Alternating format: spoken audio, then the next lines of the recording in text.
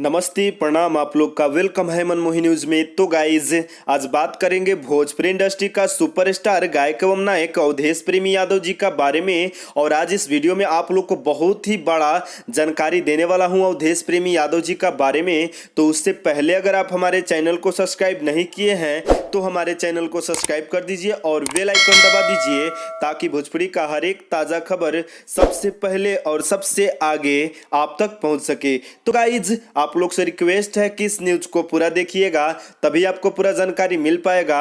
और अभी तक इस न्यूज को लाइक नहीं किए हैं तो लाइक कर दीजिए और कमेंट कर दीजिए।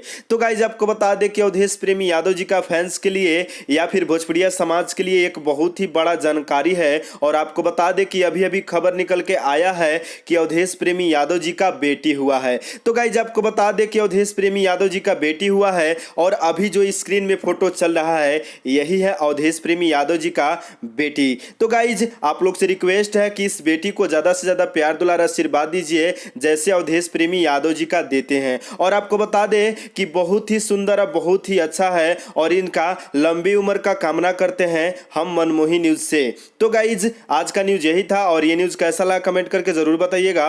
और भोजपुरिया खबरों के लिए हमारे चैनल को सब्सक्राइब कर दीजिए और बेल आइकन दबा दीजिए। और मिलते हैं दूसरे न्यूज में। बाय बाय, नमस्ते, प्रणाम।